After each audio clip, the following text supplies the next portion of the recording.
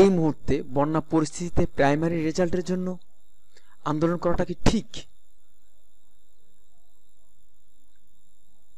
দেশের এই পরিস্থিতিতে আমাদের রেজাল্টের জন্য মানববন্ধন করতে হবে, যেখানে বাংলাদেশের সকল প্রান্ত থেকে মানুষ যার যার জায়গা থেকে মনে প্রাণে চেষ্টা করতেছে কিভাবে বন্যার্তদের সাহায্য সহযোগিতা করা যায়। আর তুমি আমি আছি মানববন্ধন নিয়ে।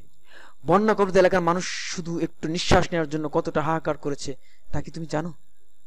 একটা কথা মনে রেখো, আল্লাহ নিশ্চয়ই সবকিছু উত্তম প্রতিদান দেন।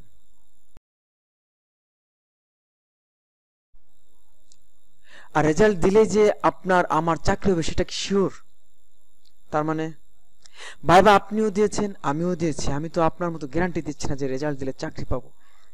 আর সবকিছুর একটা সময় থাকে, যেখানে সারা দেশের মানুষ বন্যা দুর্গতিতে আজাহারি ঠিক মতো খেতে পারছে না, সেখানে আমি ঢাকাকে মানববন্ধন করতে, আপনার তো তাহলে মনুষ্যত্ব বিবেক বলতে কিছু নেই। আর যদি থাকে তাহলে অন্যভাবে চাকরি পাবার নেশা আমাকে ভাবে পেয়ে বসছে না তো?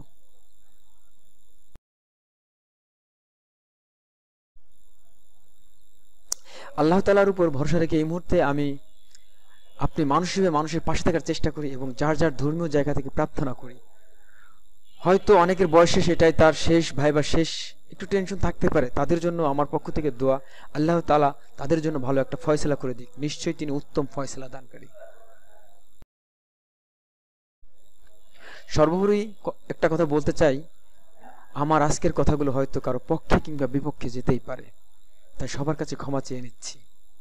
আমরা যেটা করতে পারি এই মুহূর্তে, যেটা চলমান রাখতে পারি, সেটা হলো বিভিন্ন সামাজিক যোগাযোগ মাধ্যমে আমাদের দাবির কথা উল্লেখ করতে পারি এবং সেখানে সবাই কমেন্টে রেজাল্ট চাই মর্মে কার্যক্রম চলমান রাখতে পারি বা তাকে সমর্থন করতে পারি। আবারও আপনাদের কাছে হাত জোড় করে বলছি, এই বন্যা মুহূর্তে কেউ আন্দোলনের ডাক দিয়ে না। আমরা সকলে চাই দ্রুত রেজাল্ট হোক এবং নতুন করে আবার প্রাইমারি সার্কুলার আসুক, তাই আপনি সকলে চাই দ্রুত রেজাল্ট হোক। আবারও আপনাদের কাছে হাত জোড় করে বলছি, এই বন্যা মুহূর্তে কেউ আন্দোলনের ডাক দিয়ে না।